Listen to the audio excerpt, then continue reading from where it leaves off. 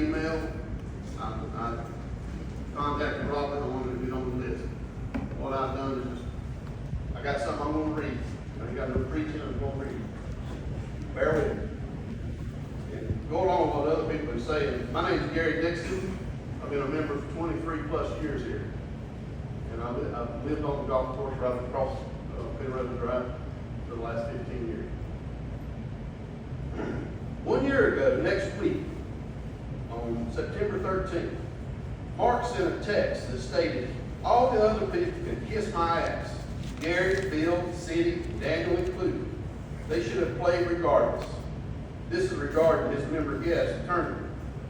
Then 2 months ago, on Friday, June the 13th, during the choose-up, Mark verbally assaults me on 18 tee box after I questioned why he couldn't wait to water 17 green until we left. My foursome was on the green and another in the fairway waiting to hit. This was after the foursome in front of them had to wait on every hole, the last 5 holes, 5 through 9, to be mowed before they could do that. Mark yelled at me saying he was tired of people complaining. He said I was always saying negative things. I told him that I had not spoke to him since the text telling me to kiss his ass. He denied it, and I told him I saved it on my phone waiting for his denial so he could be proven wrong. I asked Brent at the beginning of the year, how much longer do we have to put up with Mark? He told me that he had a 2-year contract that ended April the 1st, or after April the 1st, in early April. I asked again about this, and I was told that he had a purchase option in his contract that stated he had 90 days from the date of a tax liability issue, whether he was here or not. If he had left, he still had 90 days after that tax had been settled. I was told on June 23rd that tax liability had been paid. So June 24th, that 90-day clock started. Those 90 days are up September 21. That's just math. I was told last week that it had been extended to October the 1st. Then I was told this past weekend that Mark said he had until November the 1st and that the 90 days hadn't started yet. We, the club members, would like to know exactly what the date is. What is the board doing to end Mark's tenure? Why keep someone that no one wants? I told Mark again on June 13th that he does a great job mowing the fairways and cooking, but has no management skills. He denied this, and I told him that was strictly my personal observation. We have 2 excellent groundkeepers in Felipe and Nemo, and I am sure they will do what they are told. However, there are many little things that will not take much time daily or weekly to make the course look and play much better. Weed eat around the drains in 1 and 6 fairways. In the hurricane ditch in 8 fairway that will be 2 years old, will be a year old in 2 weeks. Trash cans can be emptied daily. Keep the ball washers that we bought full of water and soap. We bought brand new ball washers. We had 11. Only 2 of them didn't work. And the ones that were out there just needed water and soap in them. Just needed to replace 2. Mow the tee shot landing areas that affect slow play based on the course knowledge. Leave, left of number 7, from the cart path to the road. Right of the cart path going up the hill on number 6 fairway. Left and right of all the other fairways, 2, 3, 5, and 8. Just mow it down. Don't let it get knee deep. It's not U.S. Open. We don't have marshals out there finding the ball for us. It slows down play. This past weekend, holiday weekend, Mark and Carl watered the greens excessively while tournament play was being held.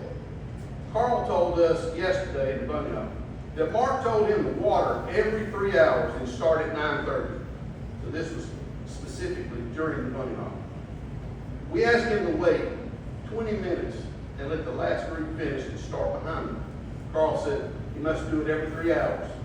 But his first intrusion, he affected the entire bunny hop at one point on all holes. And after telling us specifically he had to do it every 3 hours at Mark's request, he didn't do the next watering until 5 hours later. This was yesterday. And there was no water put on the greens today until after 1 o'clock. So it was damn important yesterday to do it during the budget honk, but not today. In Jana's letter dated August 3rd, on page 4, she stated that Big Apple account where they spend $20,000 for seed in fall 23 is being handled, and that, quote, Big Apple knows we are good for it. Yet on the very next week, on 8/11, Big Apple filed a lawsuit for $9,700.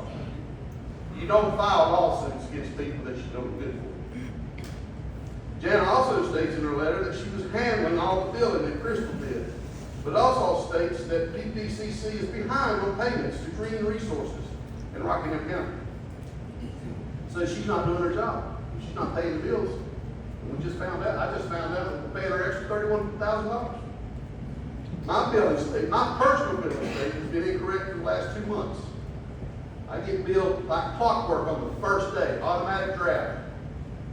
And on the second or third, whatever Monday falls, I'm calling Janet to get mine.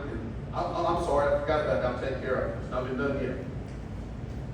And then, as of yesterday, I find out that Susie Johnson is being asked to make calls about past due accounts. Why is she having to do that? Isn't that what the business manager is supposed to be doing? Why ain't Jana or Mark doing that? They're doing that because they don't want to be confronted with people asking about the money. They think pretty Susie won't get yelled at. Okay. And then one thing on the video that Kelly referred to, and this is just a note that I made, on that very day, Mark and 3 of our members played at Alamance Country Club under false pretense. They didn't pay a dime. Mark told them down there that he was one of the owners. He was the greens manager here, and that those 3 members that were playing were on an exploratory committee for new greens being put in here, and he just lied.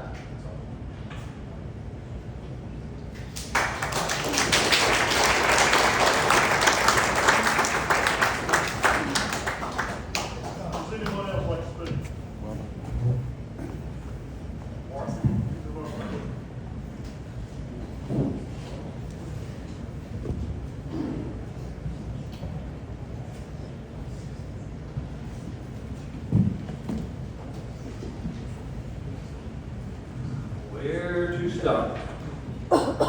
Just a bunch of notes about the presentation up here, because there were so many inaccuracies in it. I stopped taking notes.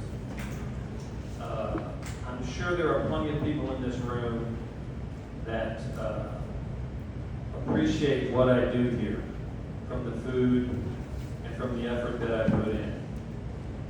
I know there are people in this room that don't like me. Okay? For whatever reason, not sure what that is. I will say that the board and Jana have been working through a lot of issues over the last 2 years. She's fixed a lot of stuff that was not highlighted in this. It was interesting that not one of the people that got up here and spoke has ever called me directly and said, hey, could you take care of this for me? Or, hey, I've seen this. Not one person that got up here said, you know, can you go help me out over here? Or how's the dues work? Or not one, but they got together and they made this presentation that basically highlights just the negative aspects of this club. Now, the board knows there's a lot of stuff that needs to be fixed, and so do we. What we do is we try to do our best in order to address all of that stuff. There are people in this room right now that are behind on their dues almost $1,000. And we've talked to those people, and they say they never get the emails, yet their email is verified, and we can show that they get the emails. There are people in this room that make false statements about what I said during that confrontation. Okay? I'm not going to address all of that stuff. What I'm saying is there are 2 sides to every story, and I have the best interest of this club in mind. I've worked tirelessly, okay, to make this club better, and a lot of the stuff that has been brought up can be fixed with money. The issue is there's not enough revenue to address a lot of the stuff that, that I saw in those pictures right there. Okay, so we can have a discussion. I'm totally willing to talk to people about their concerns. Okay? No one ever calls me. What they do is they run to the board and say, Mark's doing this. Mark's doing this. Instead of saying, hey, Mark, I've got this concern. To me, that is called a hostile environment. Instead of actually talking directly to me. Because I'm very nice when you come to me and talk to me. But if you say the course looks like shit, and you did say the course, I have someone that can corroborate that. What you did is you cut that out of your video, okay? So anyway, I am being civil, but that is the truth. And that's why I went on the rant. So, I have someone that was sitting right at the table that will verify that. Okay, so let's just drop that. Now, concerning the stock purchase, the contract states that when we get notification from the IRS that the taxes have been paid. Now, we know the taxes have been paid because Janet finalized the last payment. Okay, she's worked with the board and Brent about that. We have 90 days from that point to do our due diligence and decide if we want to purchase that stock. Okay, we haven't received the formal 90-day notice. That doesn't mean we have to wait 90 days. I've already talked with Brent. It'd be great if we could get this taken care of. The other issue that I heard was from Dawn. Yes, the club continues as the club. Okay, I'm just buying the stock. Okay, that means everybody in here is still a stockholder, but I will in effect have about 65% of the stock. There hasn't been a board election in years, which actually, I'm not trying to point out fault, but that should have been done at least once or twice since before I started. And so there will be a new board election. People do need to apply, say, hey, I want to be on the board. I will tell you this, people have asked me directly, what are you going to do with the club? Obviously, we need to keep the club here. That is, I'm not refuting that at all. What we have to decide is, are people willing to pay what it requires to keep the club here? Okay? The dues have not kept up with inflation. They haven't kept up with inflation. Call around to a couple other private clubs. It has been brought up that this club has not been operated as a country club in years. Call around to some other private country clubs and see what they charge. It's between $400 and $600, and you want to go more, go down to Sedgefield and talk to Sedgefield and how much they charge, and ask them about the food minimum. Okay? I understand that. I know that. I'm not saying. What I'm saying is, we have to determine what that number is. All right, so I guess the meeting is over and people are leaving. If people would sit down for just a second, ask people to come back, please. There. Please come back, sit down. Okay, that's fine. Okay, sure thing. But we need the members in here. Please membership in. I'd like to thank everybody for coming tonight. I think I'm gonna speak for the board here a little bit too. Let me give you a little background on this. Well, all of you don't know. 8 years ago, this place was up for sale. And 5 of us stepped in and put our money in the place. But I bought a stock in Exxon Oil too. Nobody asked me to come take out the trash. And I've taken out the trash. I've cleaned crap off the back of these toilets. I've come up here at 1 and 2 o'clock in the morning when I'm drunk side of the bar because the bartenders were having trouble. Steve City has spent $1 million out here maintaining your pool for nothing, your golf course for nothing. Brad White has spent countless hours for nothing, fixing your heating and air. Jim Lewis has spent bukus of his money this time. Look, we know we're burnt out as a board. We had to know what we're supposed to do in a lot of things. You can pick apart anybody you want to pick apart. But let me tell you what, you don't know how many meetings that we've had in private that weren't considered a board meeting because we can't get people together on a volunteer basis. You know how many meetings I've been into that we've had an excess of money that I could have bought you a damn candy bar out of it? All we've done is run into the deficit for 8 years. And all we've done is dig in our pockets and try to pull this place out and keep it open. And you talk about the real estate values, and Teresa and Mary Beth. We sent letters out a few years ago to every resident around here. Do you know how many people joined the club? But that they want to use the property value, right? I live at the country club. You might have 2 people join. Okay? So I think you guys are 100% correct. We're a burnout board. And I think that you guys have a perfect opportunity to step up and serve. And I'm not going to get into the little details, but I can answer a few little things. If you're concerned about the money that somebody has to run the club, we've been broke for 8 years. Broke. Well, probably more than that. I don't know anybody that's had a club for 100 years that probably was built for $200,000 and still owes $400,000 on their club. If you did that kind of math, I don't want you to be in my damn seat yet. So I think what you need to do is people step back. And like I say, it's not going to be Mark's board. If you guys will react and get on the board, and you can make a difference. But this board is burnt out, and we're sick and tired. Let me tell you, I will say one thing on Mark's behalf here, because I went through it a lot too. I've been sitting out here before coming out here. I came out here for a long time and didn't even want to step on a place that I was totally invested in, because you know why? Because a member would grab me and bitch about whatever little thing that was going on. I think I've come in here with Jim Lewis coming here when we used to have dinners here on Thursday night, and the people would grab him by his arm and pull him to the table and bitch. Okay? Now, everybody who knows me would know this. I'll look at you right now. You don't come sit down and be a bitch too much, because you know what I'm going to tell you?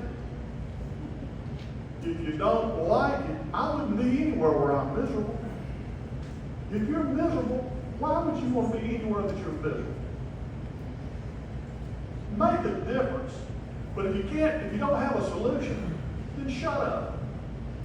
If you got a solution, great. But if you're not, you're just gathering together and trying to create a big deal. Now, I think you put a lot of time in this presentation, and I appreciate it. And I think a lot of things you said are true. And I'll sit there as that board. Every one of us will agree that we probably haven't crossed all the T's and dotted all the I's. Okay? Won't have a problem with that. But you're going to have an opportunity real quick to step up and do what you need to do. Because I can tell you what, I'm looking at a whole table of people out there that are sick up to here. That's the truth. You're looking at a whole room full. Yeah. That's right. Well, then step up. No, I have a question. And I just want to see for myself, because I hear all kinds of different sides of stuff. Who in this room, if Mark stays on, who in this room would leave this club? Stand up. Stand up. Let's see. That's less than I thought. Some of us didn't hear you. I said, if Mark were to have this club, how many of you would leave this club the next day? About 50 people would come back. Of 50 that left prior. All right, I need to see some numbers. Thank you. So, I'm not trying to be ignorant, all I'm just saying is it's been real difficult. Because all we try to do is keep the doors open for you. And this tax situation has been hanging over us for years and years and years. And I finally have worked for 2.5 years with the IRS and the ERC specialists and the tax attorneys for hours and hours and hours and hours. And we finally got it resolved. We finally got the last taxes paid. Every time you think you got it fixed, the IRS comes back and says you owe them something else. So that's the reason that the dates have changed, is that every time we think we got it done, it's not done. So So we, Well, the actual last taxes were actually paid, like the last $9,600 that they told us were overpaid last week, but that was the last bit of it. Before, when we sent the notice out to Mark, and I don't think a lot of this stuff needs to be discussed because it's a personal contract between the five of us and Mark, it's got nothing to do with it. Look. That thing was basically stated that the taxes would be settled and handled. And we sent out earlier that there was money in the account to pay the taxes, but the act, we didn't know about this actual $9,600. We thought we had a $6,000 revenue. But, and I'm not trying to be ugly, I'm just saying is that this board, when we sit down together, it's not talking about, well, did we check the bylaws for this, that? It's like, okay, we lost $2,000 this month, now who we not gonna pay this month? Who we gonna stretch out? Who can we put on a credit card? And how can we keep the IRS from coming and putting the lock on the door and shutting it down? That's what the meeting's about. And the reason that I didn't release all this information, you guys, I don't know what I can and can't, so I want legal counsel to say what I can release to people, because I'm not gonna release people's private information or stuff that I don't think, without knowing what I'm supposed to do. I mean, I know I'm an idiot in a lot of people's eyes, but I'm not, you know, stupid, thanks, Steve. So, it's not that I'm trying to hide anything. In the email, I told everybody, once we found out and got legal advice of what we can turn loose to everybody, turn it loose. There's nothing to hide, but you don't have any money. There ain't nothing to hide. You know, if you got $10,000 worth of bills and $7,000 a month coming in, what do you hide? There's nothing to hide. There's nothing to get. And the only other thing I'll say about this far, because it looks like we didn't make good choices as far as paying things out. We're not paying out anything more now than we've ever paid out before. We've always had a greenskeeper. We've always tried to have a manager of the club. We've always had a bookkeeper. And the only difference was everybody ought to thank Nikki for the longest time. She ran the best events this place could possibly do. But guess what? Close your eyes. See, what do you think she got paid? Close your eyes. What do you see? Not a damn thing. You know, so yes, we probably haven't done everything proper as a board as far as that's concerned. But I can tell you our heart's been in the right place. And we tried to keep the door open. And for a long time, we did everything. We asked for volunteers, and a few years ago, the ladies really stepped up and helped us do some stuff. But overall, you know, we dug in and kept it going. You know,